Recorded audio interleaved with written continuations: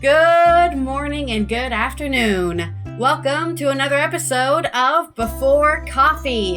It is Mucking Fun Day. Did you have a good weekend?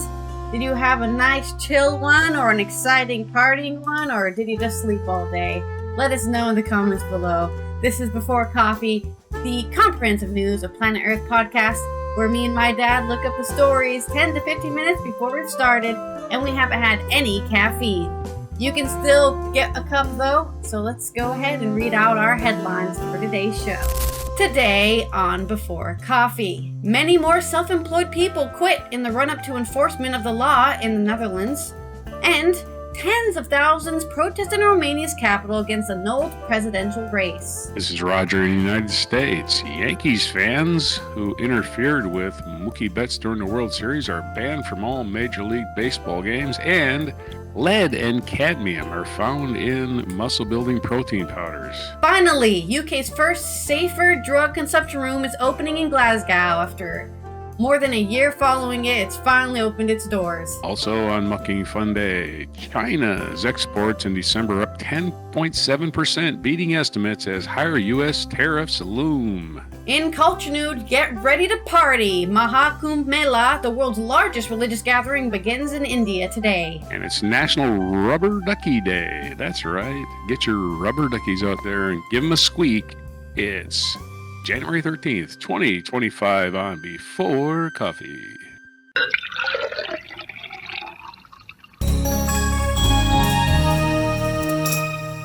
Love my rubber ducky. How's that song go again? From Bird and Ernie? Ernie? I was taking a bath or whatever. That's where I know that song isn't originally from Sesame Street. Joy of joys, when I squeeze you, you make noise. What is the function of a rubber duck? Having fun in the bath. That's what it's for. All right, I have no good segue, so let's start talking about self-employed people in the Netherlands. Yeah. A number of self-employed people who stopped their businesses increased significantly in December. The Chamber of Commerce, the KVK, reports just over 21,000 self-employed people without employees stopped last month, more than half more than December 2023. The KVK expects this is because the tax authorities will enforce the law against bogus self-employment again on the 1st of January. This is from the Reformist daily paper, basically. I'm not going to say it in Dutch. I don't know who it's written by. It's not written by anyone. It's the first time that there are more people quitting than starting, according to KVK. More than 14,000 people became self-employed in December, a decrease of 13%. The total number of self-employed didn't grow last month compared to a year earlier, but the growth was less strong than in previous months. On December 31st, the KVK counted more than 1.7 million self-employed, 3.1% more than the end of 2023. Employers who hire freelancers for work that should actually be done on a permanent basis can receive a subsequent assessment of Social Security contributions from the 1st of January, but not yet a fine. This would previously have been the case, but enforcement was abolished partly on the insistence of the lower house. In the run-up to the enforcement, many self-employed people were concerned about the checks. The Institute for Small and Medium-Sized Enterprises, IMK, reported in November that had received dozens of requests for the information every day for several weeks. Many employers were said to hesitate to continue using self-employed people for fear of being fined, while the self-employed people feared they would be no longer receiving any assignments. The Child Care Industry Organization, BK, predicted that childcare would become more expensive because employed people, and thus self-employed people, drive up the prices of childcare personnel. The healthcare sector feared that some people who had stopped working might not want to become employees. The KVK reports that more than 3,000 ZZPers, which is basically people who are self-employed, but they get hired by somebody in a relevant field. So they're the ones who have to settle all of their tax information. They're not on their actual employment docket. They're called ZZPers. Those in healthcare stopped in December, 79% more than a year earlier. There were just under 1,400 new ZZPers. They amount to more than a third few starters. However, there were more in healthcare on the December 31st than on December 31st, 2023. According to the KVK, the largest decrease in the number of self-employed compared to December 2023 was seen in market and opinion research agencies, down 5.3%, and couriers, down 4.9%. The number of self-employed people also fell relatively sharply in other recreation sectors, including marinas, masonry, pointing, and advertising agencies. So yeah, there is a huge, big freelancer economy here in the Netherlands where instead of people having to worry about signing up, doing all that paperwork, getting your tax documents, all that stuff, just hire a freelancer. You don't have to worry about any of that stuff because they'll have to worry about it themselves. They'll have to pay their own taxes. So, right. It's a very popular thing to do here, but I can't do that under my freelance visa. I'm not allowed to get any jobs anywhere. So I still need a worker's visa for that. Thursday news came out of the Netherlands. In some Romanian news, as we've talked about during the Georgian election, Romania was also questioning its election results. But instead of what Georgia did, which was just go forward with what happened, even though it looked like there was a lot of manipulation, Romania canceled their election because they saw a lot of manipulation. This is by Stephen McGrath and Andrea Alexandru on AP News. Coming out of Bucharest. Tens of thousands protested in Romania's capital yesterday on the 12th of January against a top court decision last month to annul the presidential election after an outsider candidate unexpectedly emerged as the front-runner. Many of the demonstrators in Bucharest honked horns and waved Romania's blue, yellow, and red flags, while others brandished placards bearing slogans such as "Democracy is not optional" and "We want free elections." Many also demanded the resumption of the presidential race from the second round. The protest comes a month after a constitutional court made the unprecedented move to annul the election, just 2 days before December 8th runoff. The far-right populist Călin Georgescu shocked many when he won the first round on November 24th, after which allegations of electoral violations and Russian interference emerged. George Simeon, the leader of the far-right Alliance for the Unity of Romanians, said at the protest on yesterday, "We are protesting against the coup d'etat that took place on December 6th. We are sorry to discover so late that we were living in a lie and that we were led by people who claim to be Democrats, but are not at all," Simeon, whose party organized the protest, told reporters. "We demand the return to democracy through the resumption of elections, starting with the second round." The cancelled presidential race last month plunged the European Union and NATO member country into turmoil and followed other controversies, including a recount of the first round votes. New dates have been set to rerun the vote, with the first round scheduled for May 4th. If no candidate obtains more than 50% of the ballot, a runoff would be held 2 weeks later on May 18th. It is not clear whether Georgescu will be able to participate in the new election. Georgescu has since challenged the court's decision at a local appeals court and lodged a complaint at the European Court of Human Rights. The Constitutional Court published decisions to annul the election, cited the illegal use of digital technologies, including artificial intelligence, as well as the use of undeclared sources of funding. Georgescu has declared zero campaign spending. Many observers attributed Georgescu's success to his TikTok account, which now has 7.2 million likes and 646,000 followers. Some experts suspected Georgescu's online following was artificially inflated, while Romania's top security body alleged he was given preferential treatment by TikTok over other candidates. As in, they were pushing his shorts or his TikToks on the platform more than any other candidate. And so everyone was like, "Oh, I'll just vote for that guy because that's the only person I even know on this ballot. Because all I do is brain-broadedly watch TikTok all day." Last Friday, another protest in Bucharest was attended by thousands who also expressed anger over the cancelled presidential race. So was this a Green Roots movement that was killed before it could ever continue? Or was it Russian manipulation? No one really knows, though there has been a lot of third-party, watchdogs who have said it doesn't look right, and that it does look like there was some outside manipulation. It could have been China too, right? TikTok is owned by China. That's the whole problem in the U.S. right now. You're owned by China. We can't have an app on our phones owned by China, and that's why they're trying to block TikTok out of the U.S. if they don't sell themselves to another, not owned by a country, I guess. course, Facebook has a similar problem, but that's okay. They're American, so they can spy on you all they want. It's the Chinese that can't spy on us and the Russians. But there's my stories. On to yours. Okay.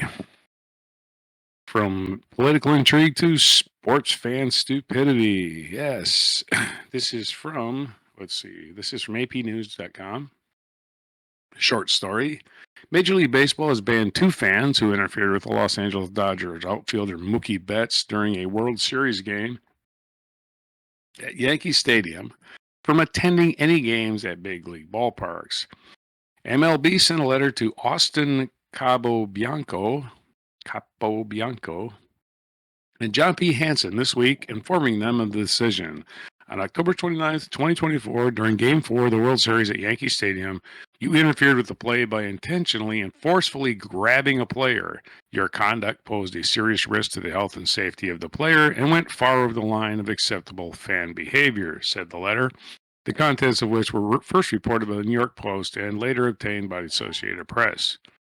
Based on your conduct, Major League Baseball is banning you indefinitely from all Major League Baseball stadiums, offices, and other facilities, the letter said. You are also hereby banned indefinitely from attending any events sponsored by or associated with Major League Baseball. Please be advised if you are discovered at any Major League Baseball property or event, you will be removed from the premises and subject to arrest for trespass. MLB has previously issued league-wide bans for fans who trespass on the field or threaten baseball personnel.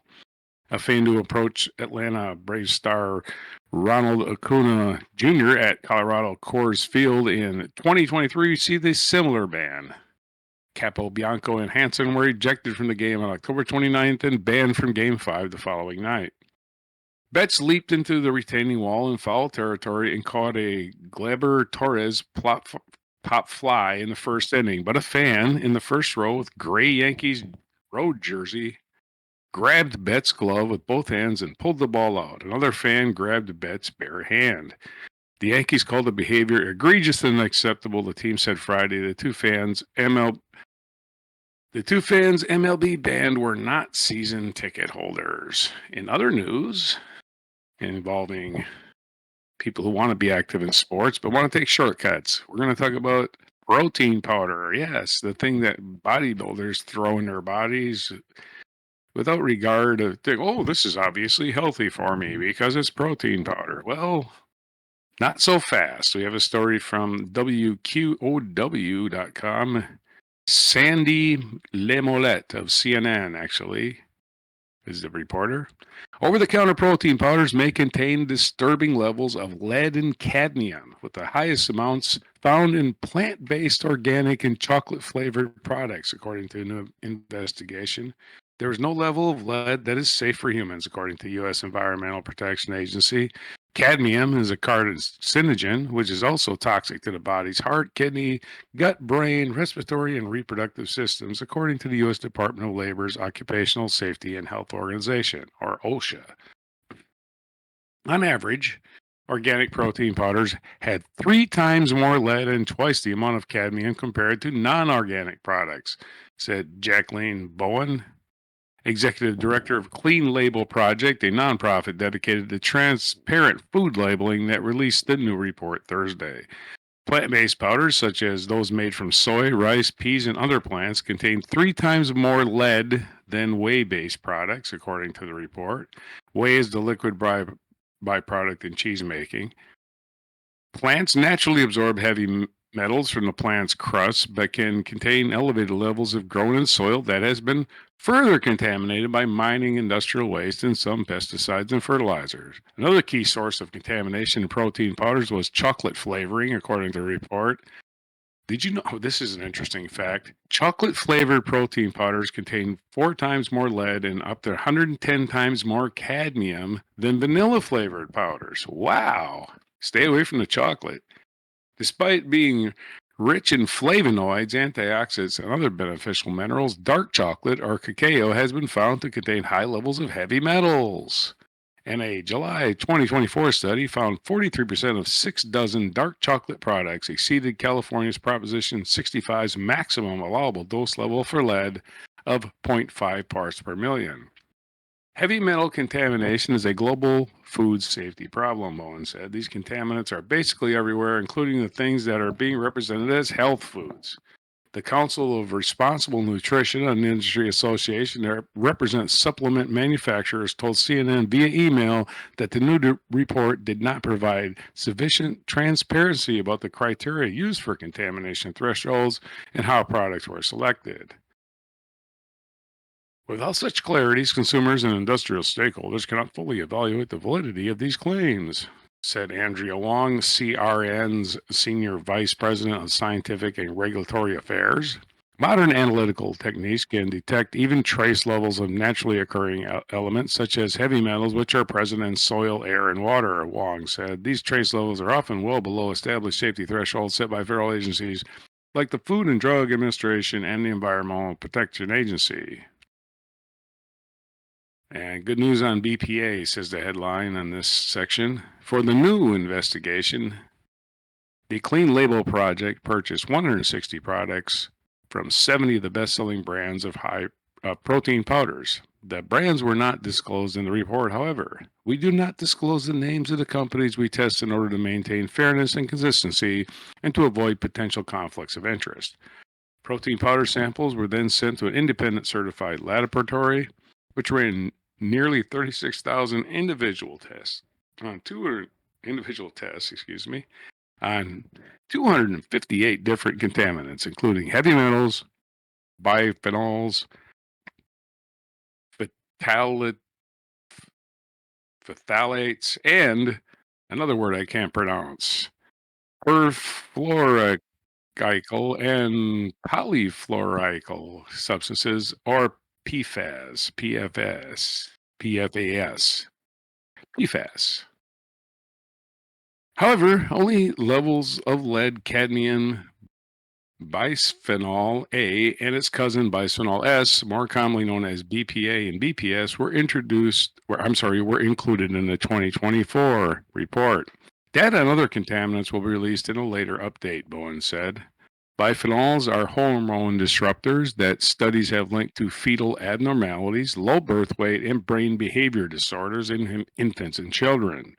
In adults, the chemicals associated with the development of type 2 diabetes, heart disease, erectile dysfunction, cancer, and a 49% higher risk of early death within 10 years. Early death, that sounds really bad. Anyway, bisphenol A was widely used to create baby bottles, sippy cups, and infant formula containers until frightened parents boycotted those products more than a decade ago. A similar investigation of protein powders by Clean Label in 2018 found high levels of bisphenols. The 2024 report, however, had good news, Bowen said. We found BPA and BPS in only 3 of the 160 protein powders, compared with 55% of the products we tested in 2018, she said. To analyze heavy metals, researchers at the Clean Label Project compared lead and cadmium testing results with levels established by California's Proposition 65. Prop 65 is arguably the most progressive law in the land when it comes to industrial environmental contaminants, Bowen said. They have very clear pass-fail criteria, and that's typically much stricter than federal agencies in the U.S. Overall, 47% of the 160 protein powder samples tested by the Clean Label Project in 24 exceeded the Prop 65 regulatory guidelines, the report said.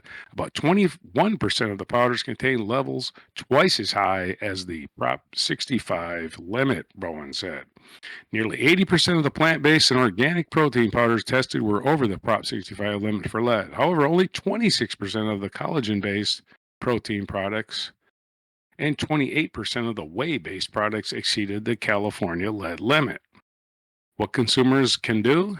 It's not necessary to stop using protein powders as part of a healthy lifestyle, Bowen said, but it does help to shop smart. For people following a fully plant-based diet, protein powders made from peas appear to have the lowest level of heavy metals. She said, if you don't have any dietary restrictions, the data suggests that whey-based or egg-based vanilla-flavored protein powders will have the least amount.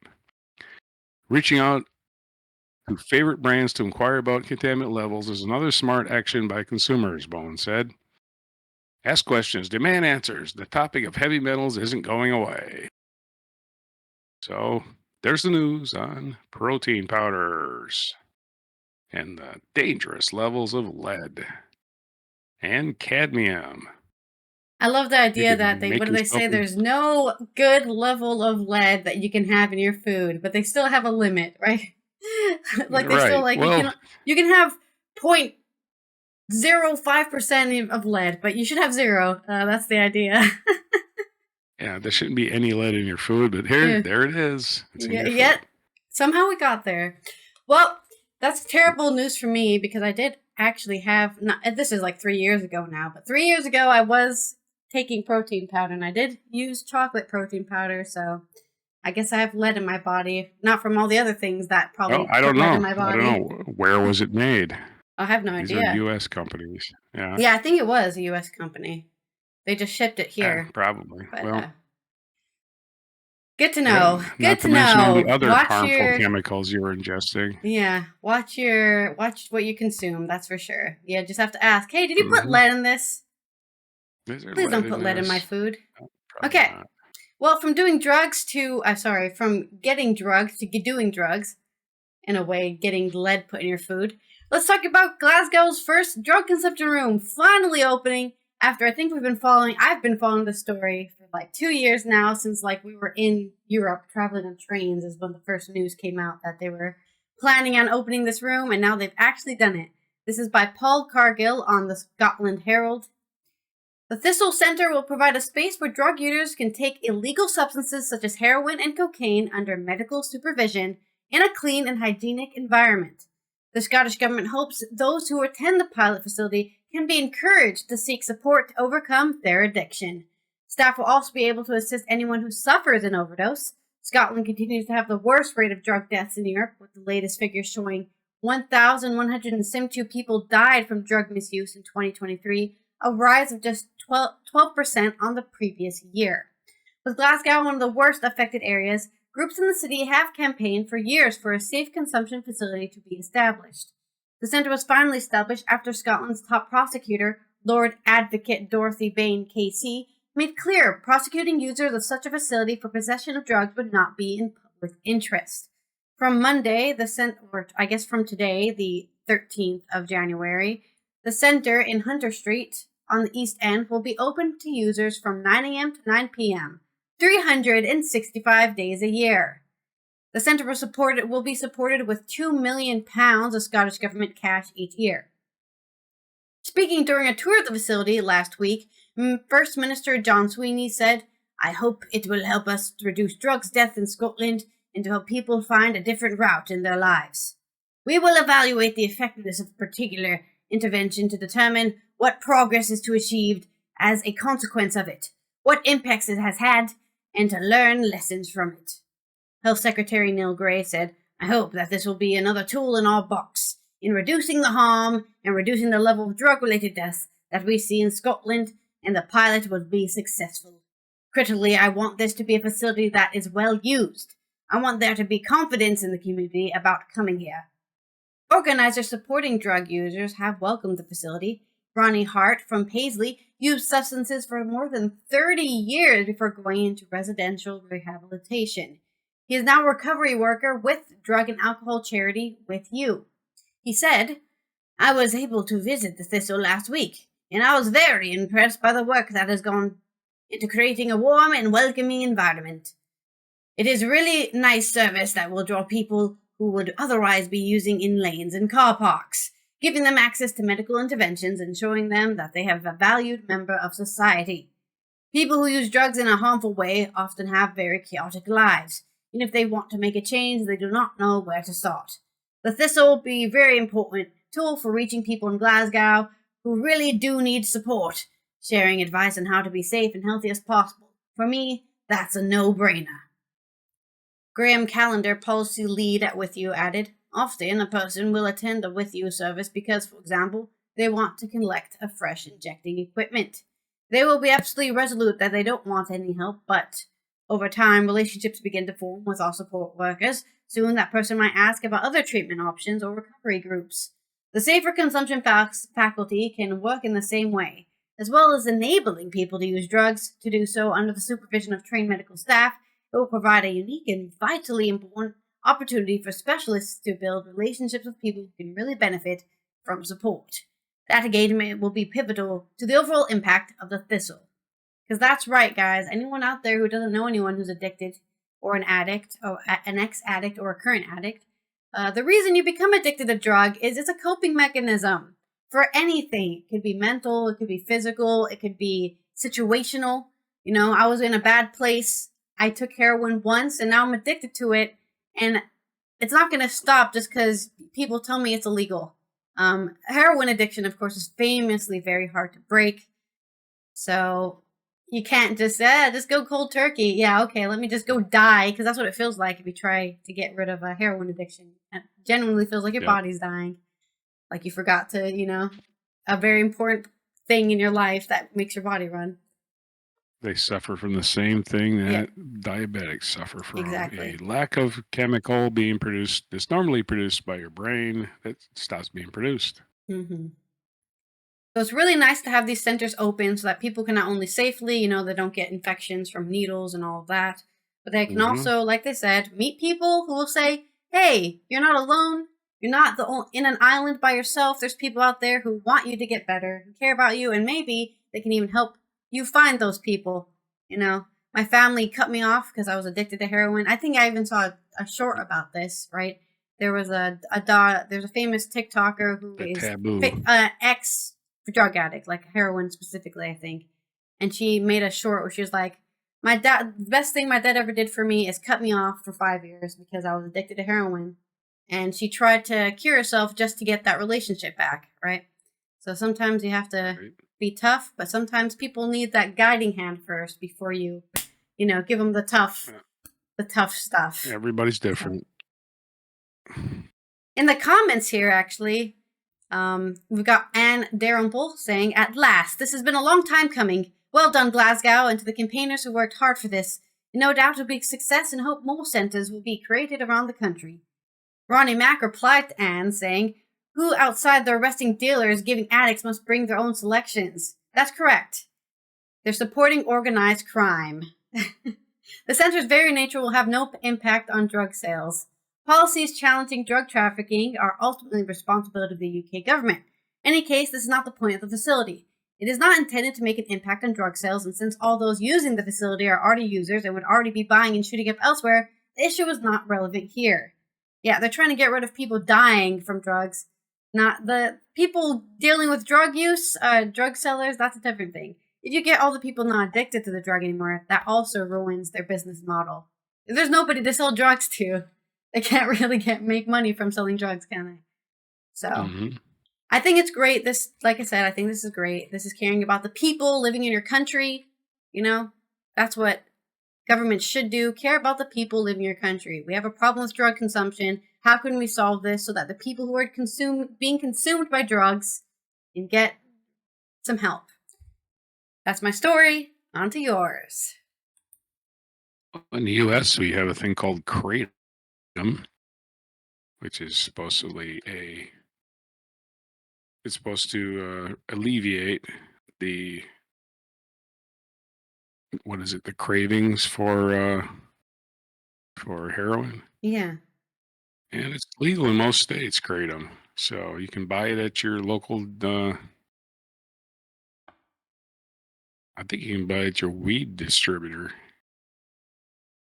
Anyway, we're going to go to China and talk about China's exports and our unfortunate election that we had in the United States, where we elected a guy who just thinks that tariffs are going to punish the companies that export, which is complete horseshit. Anyway, it's going to punish consumers, and we're going to be starting seeing it very soon. And the news is China's exports in December are up 10%, 10.7%, beating estimates as higher U.S. tariffs loom. This is from AP News. Zhen Su and Elaine Kurtenbach. China's exports in December grew at a faster pace than expected as factories rushed to fill orders to beat higher tariffs that are headed this way. Exports rose 10.7% from a year earlier, according to the official customs data released Monday. Economists had forecasted they would grow about 7%. Imports rose 1% on year to year. Analysts had expected them to shrink to about 1.5. With exports outpacing imports, China's trade surplus grew to 104.84 billion in December, nearly 1 trillion for the year at 992 million. I'm sorry, 92.2 billion, not million. Here are some highlights from the report. Higher tariffs on the horizon. Trump has pledged to raise tariffs on Chinese goods and close some loopholes that exporters now use to sell their products more cheaply in the U.S. If enacted, his plans would likely raise prices in America and squeeze sales and profit margins for Chinese exporters. China's exports are likely to remain strong in the near term, said Zikun Huang of Capital Economics, as businesses try to front-run potentially higher tariffs. Outbound shipments are likely to stay resilient in the near term, supported by further gains in global market share thanks to a weak real effective exchange rate, she wrote in a note. Chinese exports to the U.S. jumped 15.6% in December compared to the same time last year, while exports to the European Union jumped to 8.8%. Outbound shipments to Southeast Asia grew almost 19%. But exports will likely weaken later in the year if Trump follows through with his threat to impose tariffs, Wang said. Officials who briefed reporters in Beijing said the total value of China's imports and exports reached a record of 43.85 trillion yuan, or nearly 6 trillion, up $6 trillion, up 5% from a year earlier. China is the world's largest exporter and the main trading partner of more than 150 countries and regions, said Wang Lingjun, the Customs Administration's Deputy Director General. China's economy has slowed following the pandemic, partly because of job losses and downturn in the housing industry, while exports have surged. Under leader Xi Jinping, the ruling Communist Party is promoting upgrading of factories and a shift of more high-tech manufacturing. The report Monday said China's export of mechanical and electrical products increased by almost 9% last year from a year earlier, with growth in exports of high-end equipment jumping more than 40%. Exports of electric vehicles rose 13%. Exports of 3D printers jumped almost 33%, and shipments of industrial robots surged 45%. E-commerce trade, including sales by companies including Temu, Shine, and Alibaba, registered 2.6 trillion yuan, or $35 billion, more than twice the level in 2020. What about imports? China does not pursue a trade surplus and wants to increase its imports, the official said, but while imports edged higher last year, they still lagged exports, partly due to lower prices for key commodities such as oil and iron ore. Lagging imports also reflect weak demand as consumers and businesses cut back on spending. Regarding this year's imports, we believe that there is still a lot of room for growth. This is not only because my country's market capacity is large, there are many levels, and it has a huge potential, said LV Daliang, a Customs Administration spokesperson. This is China's government, by the way. China is also blocked from exporting and importing some products due to trade restrictions, LV said, alluding to controls by the U.S. and some other countries on strategically sensitive exports to China, such as sales of advanced semiconductors and items that can be used for military purposes. In addition, some countries politicize economic and trade issues, abuse export control measures, and unreasonably restrict the export of some products to China. Otherwise, we will import more, she said. The officials emphasized that China's efforts to expand trade with countries participating in its Belt and Road Initiative to expand infrastructure, construction, and trade across much of the globe. Trade with those countries accounted for about half of China's total trade last year. They noted that China has completely eliminated tariffs on imports from the world's poorest countries. But China also values trade with traditional markets like Europe and the United States, and a two-way trade with the U.S. grew nearly 5% last year. We imported agricultural products, energy products, medicines, and aircraft in the United States, and exported clothing, consumer electronics, and household appliances to the United States, achieving mutual benefit and win-win results, Wang said. China and the overcapacity issue. U.S. officials and other critics say Beijing has pushed an expansion of efforts to help make up for sluggish demand inside China as the economy has slowed.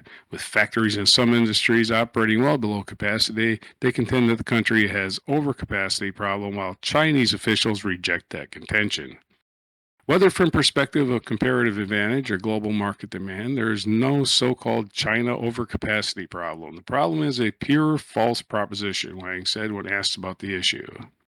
Well, China has made its industries more efficient through upgrading, investment, and innovation supported by research and development, he said. We have ensured the stability of the global production and supply chain with our own complete manufacturing industry chain and driven technology progress and industrial upgrading around the world. China's trade figures for December comes ahead of its full year and fourth quarter gross domestic products figures that are due on Friday. Beijing had a growth target of about 5% for 2024. So there's your Chinese economic news, as they will probably just continue to export to other countries that don't have high tariffs, and consumers will be paying the price for these tariffs. So there's your story. Back to you. And I did send you a video, a very predictable video for today. Okay. Well, I mean, All right. good for China. Yeah, somebody has to have some good economic news around here, and it looks I like don't it's know if them. it's good economic news. I mean, I there don't is know a if it's there even, is a I large don't even section of know the if it's United even States who thinks fairly they're the only good people who are economic. making stuff and selling stuff, and everyone else is just sitting on their ass, I guess, and taking their holidays or whatever. Yeah, right. Taking their 30-day holidays and with pay. Them Europeans aren't doing anything. Yep. All right. Yeah, I was looking at car manufacturing charts, and did you know UK used to be the number 2 car maker in the world? Really? Like post-war? Yeah, post-war they were the number 2 car maker in the world. Now they don't make any cars. They will Except be I think making maybe the 0. Jaguar, right? And the Rolls Royce. That's about it. All right. Well, speaking of the UK, they used to be the colonizer of India, which is currently celebrating its largest religious gathering here. That's right. This is on Euronews Culture with Euronews. By Euronews. Let me put this on reading mode so I don't get a video playing through it. Maha Kumbh Mela has officially started in India, drawing millions of devotees to the holy city of Prayagraj for a 45-day festival of spiritual significance and extraordinary scale. The world's largest human gathering is underway in India with the start of the Maha Kumbh Mela, a celebration held once every 12 years. That's right. We've waited 12 years for this day, or the Hindu people at least have been, people who celebrate Hinduism, have been waiting 12 years for this day. Over the next 6 weeks, millions of Hindu pilgrims, mystics, and holy men are expected at the sacred confluence of the Ganges, Yamuna, and mythical Saraswati rivers in Prayagraj, where pilgrims will be bathing in the waters believed to cleanse the soul and purify the spirit. Organizers are expecting around 400 million visitors, making this the world's biggest religious festival. Pilgrims flock from all corners of the country to participate in this millennial-old tradition, hoping to cleanse their sins and break free from the cycles of reincarnation and rebirth. Hindus believe that a dip in the sacred waters brings salvation and liberation. I'm not going to be born a cockroach in my next life. I'm not going to be born a cockroach. While bathing takes place daily throughout the 45 days, it's the auspicious Mela days when the faithful believe the rivers are especially potent that see the largest crowds. During these sacred moments, naked Ashmir sadhus, holy men, charge towards the river banks at dawn to take the ritual dips. Many devotees stay for the entire festival, observing austerity and bathing every morning. The Kumbh Mela is held in rotation at 4 sites across India, with the largest event, Maha Kumbh, occurring once every 12 years, which is the one happening right now. The most recent event, the Odd Kumbh, Half Kumbh, took place in 2019, drawing a mere 240 million people, with 50 million taking part on the busiest days. So the last time they had one of these was 2019.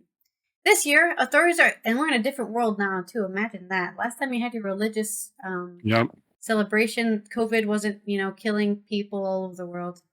This year, authorities are expecting a crowd of at least 400 million more than the population of the United States, and around 200 times the 2 million pilgrims that arrived in the Muslim holy cities of Mecca and Medina in Saudi Arabia for the annual Hajj pilgrimage last year. Wow, 2 million more than that. The scale of the event is so vast it can be seen from space. Well, get those pictures. I want to see them. Organizing such a massive event is no small feat. In preparation, the city has been transformed into a sprawling tent city with more than 3,000 kitchens, 150,000 toilets, and over 90 special trains to ferry pilgrims to and from the event.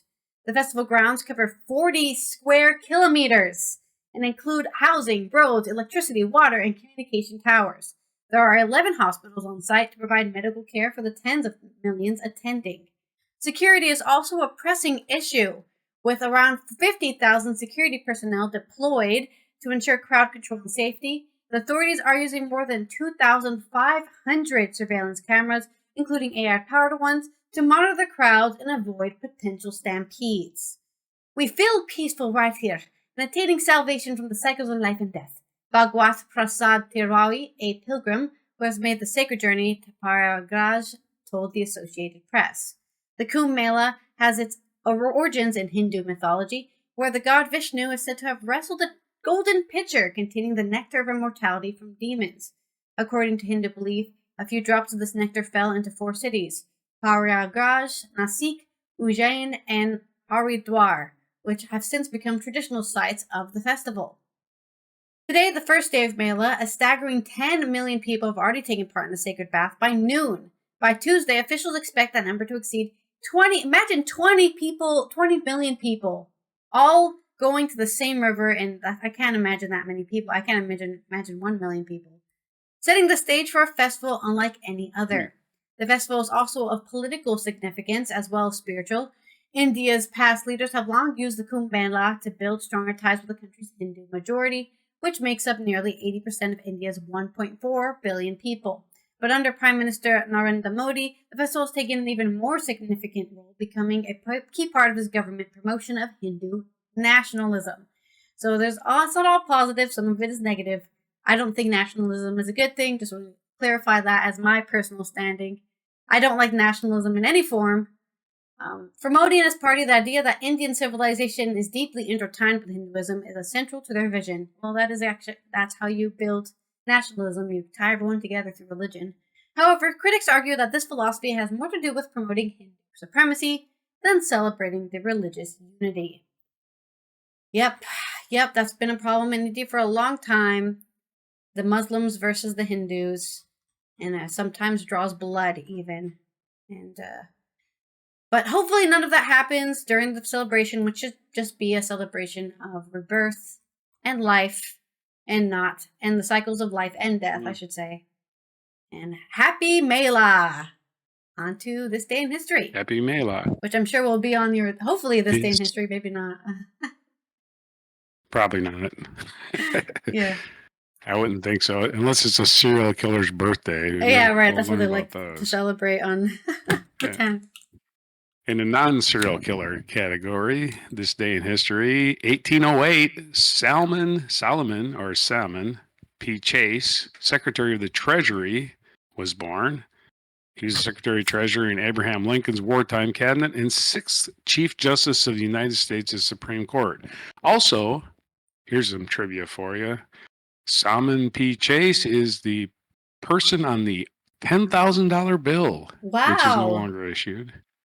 Yeah, there used to be a $10,000 bill that was legal tender. You could walk around with a $10,000 bill. It's no longer issued. They stopped issuing in 1969, but it did feature a picture of Salmon P. Chase. I think his name's pronounced Solomon, but we'll go with Solomon. In 1839, Horatio Alger one of the most popular American authors in the last 30 years of the 19th century, and perhaps the most socially influential American writer of his generation, was born. Horatio Alger. Way to go, guy. 1884, Russian-born American singer Sophie Tucker, the last of the Red Hot Mamas, was born. Sophie Tucker, my mom was named after Sophie Tucker. That's right. Really? Her birth name was Sophie. Yes, her birth name is on her birth certificate as Sophie Tomlin. We won't give any more information than that. 1942, American industrialist Henry Ford patented plastic automobile construction. That's right. Henry Ford started making plastic cars in 1942. Plastic. Anyway. And now they all I get know blown the up. car. But actually, plastic cars are safer for collisions than metal cars. You could kill people with metal cars.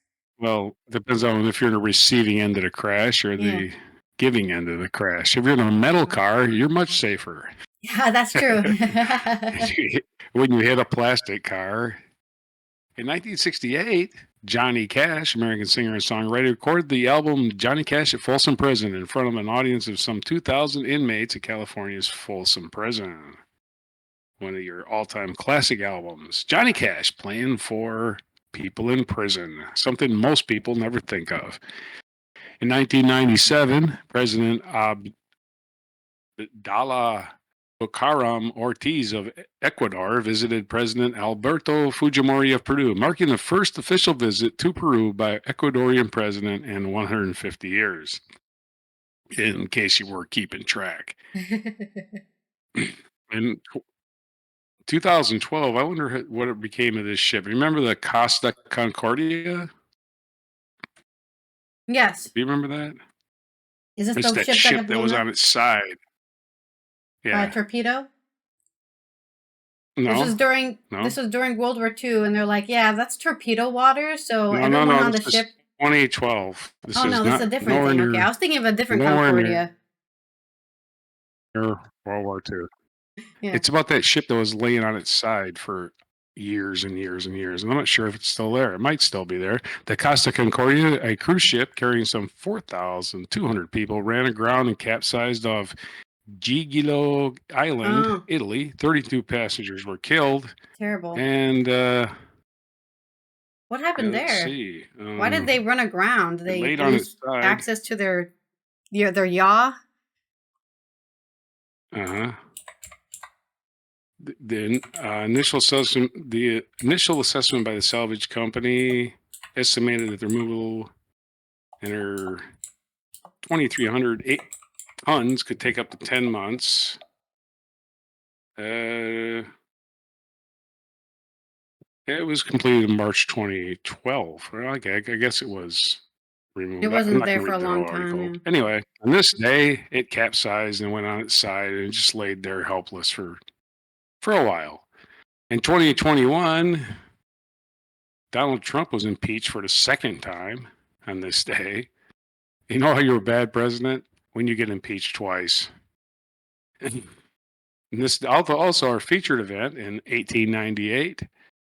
Emile Zola's J. Accuse published. On this day in 1898, French author Emile Zola published an open letter in the newspaper L'Aurore, denouncing the French general staff for its role in the 1894 treason conviction of Jewish French army officer Alfred Dreyfus. Our feature biography, Lilla Cabot Perry, American artist, born on January 13th, 1848 in Boston, and died February 28th, 1933 in Hancock, New Hampshire. So, not a whole lot about her, but it's her birthday.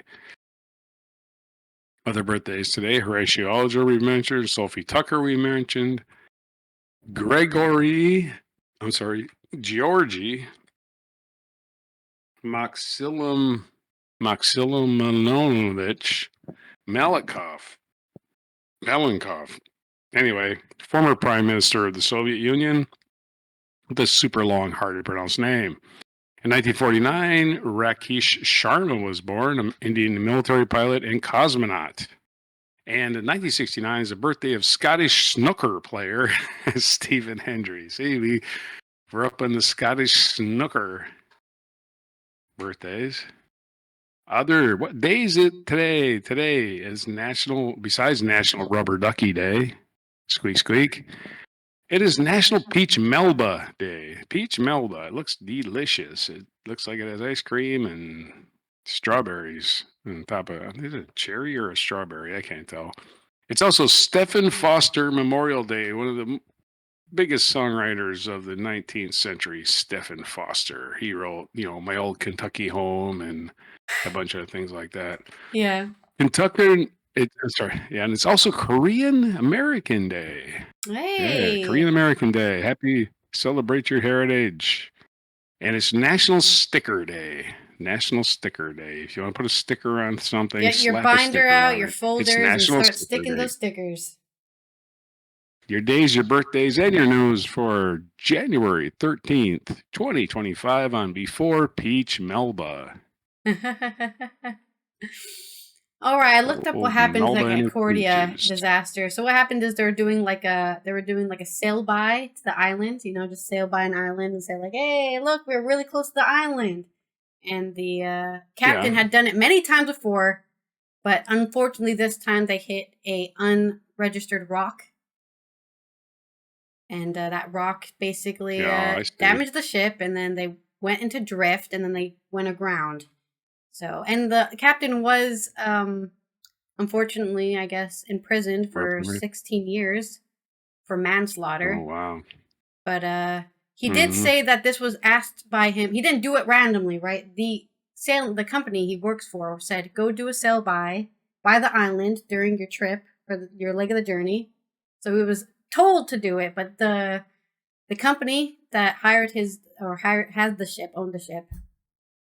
I think Carnival is the Carnival didn't get nothing happened to them. They got their scapegoat, the captain. The scapegoat went to prison for 6 years. No sanctions. Yeah. They scapegoated the captain. And it says 11 May 2015 is when they finished.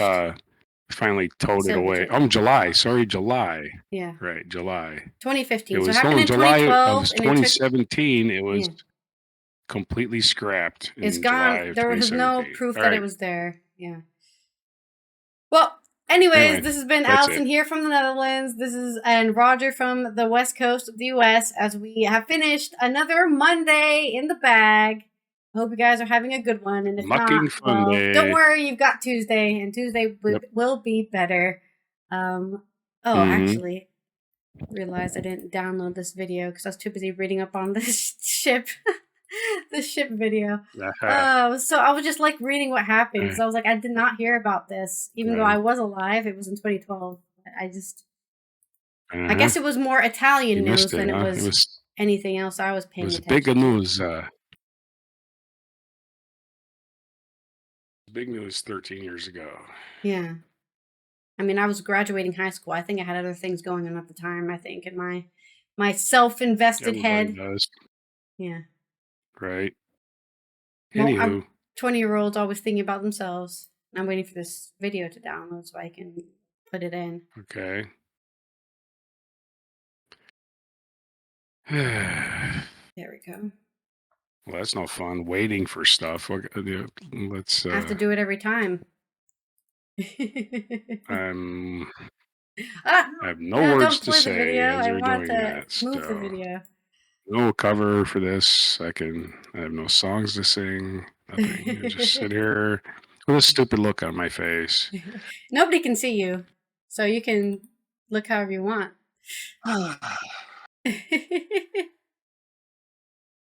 I want to let me open this. Okay. Here we go. Put this guy in. Muppet song. Okay. I hope you guys have a good rest of your Monday. We will see you tomorrow for Good Tuesday, which will be featuring all the good news we can find for this week and over the weekend. So keep your eyes on that. Bring some positiveness to your day. If you're not already subscribed to the Allie and Raj channel, don't forget to do that. It's just an easy button click. And also click that bell right next to it so you can get notified when we go live and post a video. Like this video, comment down below where you were when this ship ran aground off the shores of Italy because I don't know where I was. Probably in my room because it was the summer. I guess it was around the summer.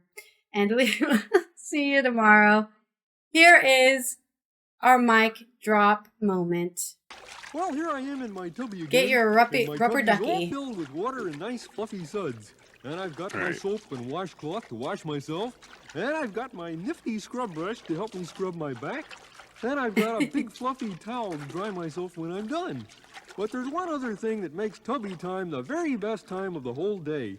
And do you know what that is? It's a very special friend of mine. Our National Rubber Ducky favorite Day. Pal.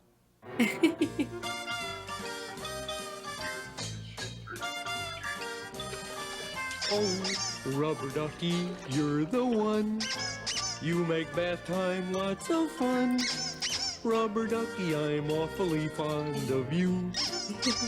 Though I've never heard a rubber ducky that actually makes that noise. Joy of joys. When I squeeze you, you make noise. Rubber Ducky, you're my very best friend. It's actually really rare to find a rubber ducky that makes that noise. Make my way to the tubby. I bet you can find one. I used to love filling it with water and then spraying it everywhere. That's the real great thing about rubber duckies. Rubber Ducky, you're so you fill it with water and then it sinks all the way to the bottom of the bath. Rubber Ducky, I'm and then you spray all the water everywhere. Hey, Rubber Ducky, would you like me to scrub your back with my nifty little scrub brush? You would? Okay, how's this? It makes bubbles when you squeeze it. Hey, I think this is just to convince kids to take their baths, right? Because kids don't like taking baths. But how about your tummy? Yeah. Scrub his little ducky. Ernie's having fun in the bathtub. Don't you want to have fun in the bathtub? Yeah, man. Otherwise, you just clean yourself. They don't take very long at all. Yeah, that's not fun either. It's not very interesting. Kids need to be doing fun things all the time. They don't like boring stuff. It's Rubber Ducky Day. If you don't have a rubber ducky, then you're missing out. Or a bath. If you don't have a bath, you're missing out. You're not part of the in crowd. You're part of the non-duck having out crowd.